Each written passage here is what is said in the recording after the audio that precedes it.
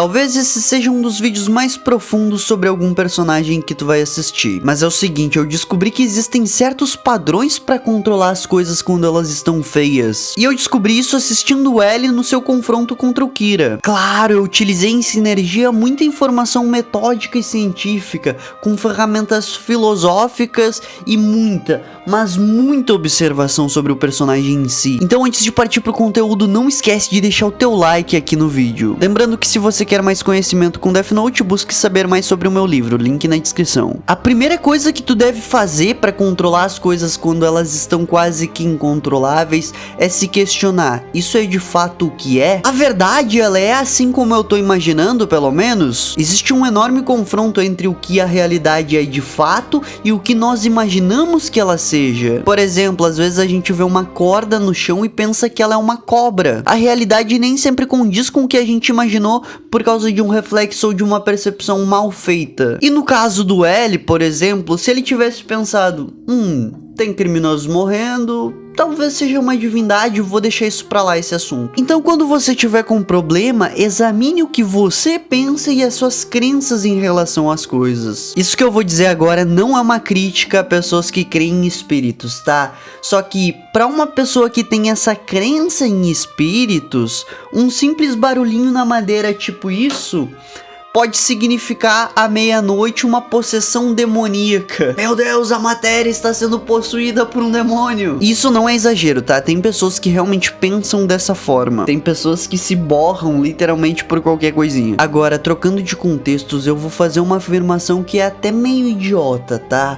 Mas é o seguinte, a maior causa de descontrole que existe é o indivíduo pensar que não tem controle sobre as coisas. A crença no não controle te faz de fato perder o controle. O mundo ele responde à tua percepção. Quanto mais tu acha que não tem controle, proporcionalmente menos controle tu vai ter. E eu tive uma experiência bem significativa nesse sentido e eu quero compartilhar contigo. Uma vez eu comprei um livro do Nietzsche já sabendo que o Nietzsche era um grande escritor, um grande filósofo, e aí eu meio que me preparei pensando o seguinte, eu não vou conseguir entender esse cara. Adivinha o resultado? Eu peguei o livro pra ler, começou a me dar uma confusão mental, eu senti como se tivesse tudo embaralhando aqui e eu desisti do livro. Pra mim, naquele momento era incompreensível. E aí uns 2 meses depois, com mais valentia, eu pensei, velho, mas é impossível, não tem como, nem que eu leia palavra por palavra, com a mais vagarosa interpretação possível, mas eu vou conseguir entender aquela parada. Não é possível que eu vá perder para as linhas de raciocínio do Nietzsche.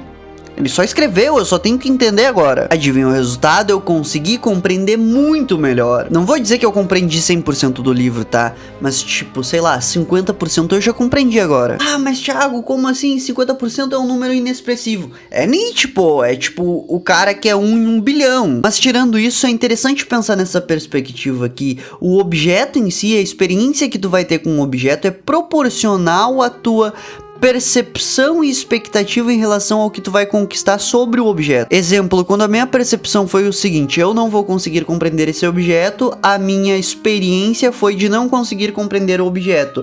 E quando eu pensei o oposto aconteceu e eu consegui compreender o objeto. Pensa no seguinte, velho, tudo na tua volta começou no pensamento de algum ser humano. Nesse exato momento, pelo dispositivo que tu tá me assistindo, esse dispositivo surgiu muito antes nos pensamentos de alguém. E esse ser humano, com certeza, ele poderia ter pensado o seguinte, é impossível construir algo assim. Mas ele não pensou, foi lá e tomou controle de algo que ele não tinha controle. E veja bem, quando ele pensou, nossa, é impossível quase pegar o Kira, ele deixou que o pensamento de impossibilidade dominasse a mente dele? A resposta é não. Mesmo que algo realmente pareça impossível, poucas coisas realmente são impossíveis, tá? Você deve fazer o mesmo em relação aos seus problemas, mesmo os que parecem gigantes, tente começar a enfrentá-los. Cara, vai ser meio bizarro o que eu vou te dizer agora, mas é muito mais simples do que parece transfigurar um problema incontrolável em algo controlável, totalmente sob controle. Quantos indivíduos você mesmo não conhece por aí em que eles estavam estavam se afundando em dívidas, que as dívidas eram incontroláveis para eles, mas em determinado momento eles perceberam que eles eram maiores que as suas dívidas e começaram a controlar a sua saúde financeira. Existem inúmeros exemplos por aí, exatamente igual o que eu acabei de dizer. Onde esses indivíduos, quando estavam desesperados por causa das finanças, achavam que o problema deles era incontrolável e depois, simplesmente com coragem, transfiguraram e mudaram todo o cenário. Então que aqui fique bem claro pra ti, muitas vezes tu não precisa saber exatamente como conquistar algo.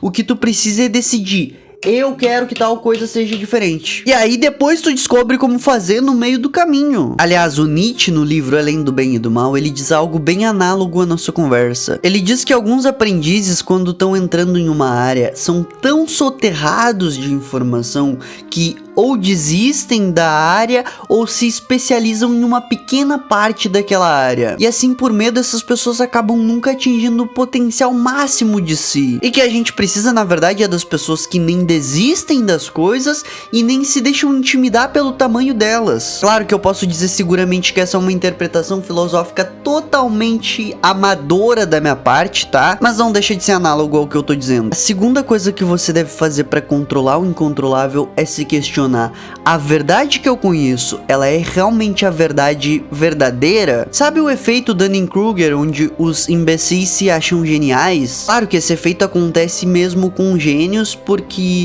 em algumas partes tu não tem dominância total de todas as áreas. Então, em algum momento tu emite uma opinião estúpida ou um fato estúpido sobre algo não verdadeiro, achando que é completamente verossímil. Mas o fato aqui é o seguinte: a maior parte das nossas opiniões que a gente emite para os outros, para os nossos interlocutores, a gente não questiona se o que a gente sabe é realmente verdade. E o L sabia que acreditar em algo cegamente era algo completamente imbecil. Tanto é que quando o Death Note caiu nas mãos dele, o que ele fez? Ele leu lá as regras do caderno, como é que usa, tal, chegou à conclusão: peraí, mas e se essas regras não forem verdadeiras? Um dos princípios fundamentais para construir um pouquinho mais de inteligência e um pouquinho além é tu entender que nem todas as crenças que foram te passadas são verdadeiras. Na verdade, a maior parte das coisas são falsas, tá? Para ser mais exato, todo mundo tá errado quase que o tempo inteiro. Então questiona tudo. No final das contas, a velha postura cética do Sócrates, que dizia que bem pouco sabia, só sei que nada sei, é uma postura bem realista. Claro que se for levado ao extremo e tu acabar pensando sempre que tu nunca sabe de nada, tu pode acabar se confundindo mentalmente. Mas essa não é minha intenção. A minha intenção é tirar as tuas certezas absolutas, tá? Nós sempre temos que ter mais dúvidas do que certezas, e o que a gente nota é uma sociedade imbecil, cheia de certezas e com poucas dúvidas. Nós precisamos desafiar o que a gente tem como verdade para poder enxergar um pouco mais além. Cara, isso serve pra tudo, tá? Se tu é um ateu, começa a pensar: tá, mas e se Deus existe de fato? Se tu é um religioso, começa a questionar: e se Deus não existe de fato? Se tu tem a crença que é muito bom em algo, começa a pensar: será que eu não sou um medíocre perto dos melhores que já fizeram isso? Esse pequeno exercício, além de ser muito filosófico, ele vai te trazer um autoconhecimento, porque tu começa a observar que a maioria das verdades são meia verdade só. Como assim meia verdade, Thiago? Eu digo meia verdade porque não existe meia verdade, tá? Ou algo é verdadeiro ou não é verdadeiro. O que seria uma meia-verdade? Seria algo que não tem como tu provar. Existe um Deus? Não existe um Deus? Meia-verdade.